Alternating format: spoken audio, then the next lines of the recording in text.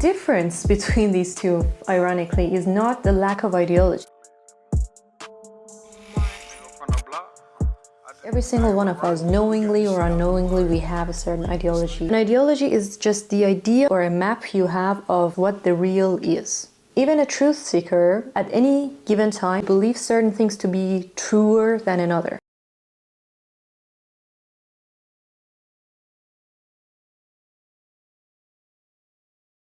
Depends on how often can you repeat this process within yourself. Imagine it as a movie, a storyline with different sequences, all blended into one thing.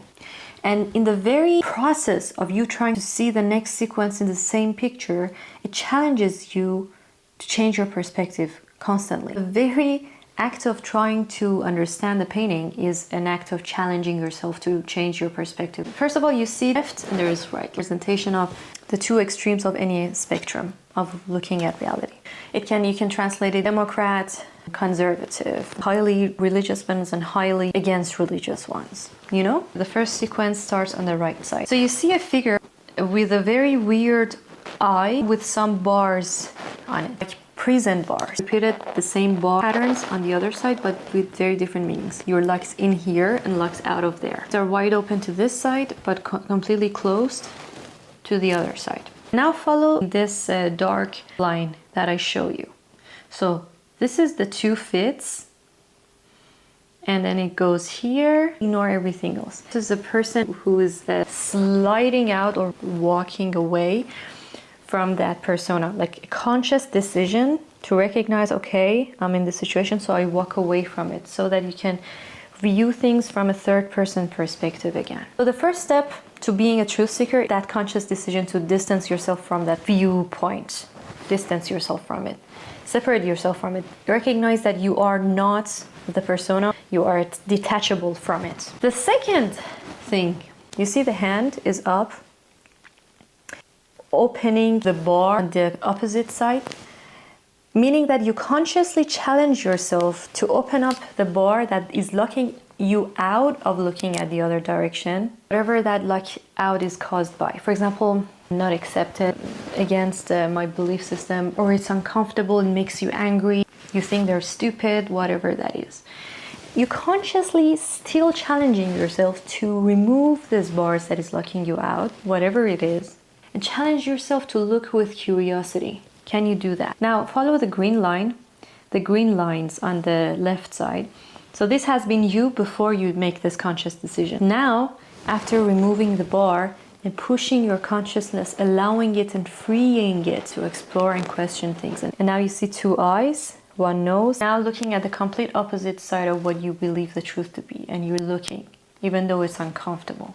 Are you conscious that your consciousness, you are not these personas, these extreme viewpoints, that free thing that decides to move away from one view and pushing yourself to look at the other side? This is you.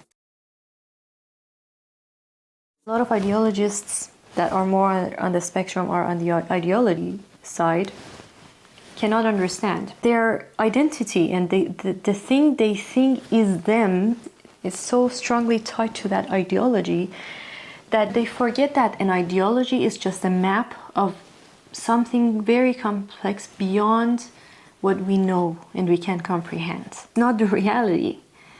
And the truth seeker is someone who wants to get closer to that reality. Ideology is a tool to make sense of this complexity. At any given time, I am on a certain level of consciousness, which we call ideology, a certain which I'm aware of, right? But I don't attach myself to it. And the more you are capable to do that, the more of a truth seeker you are, I believe. This is the fun of life for a truth seeker. But an ideologist is the opposite.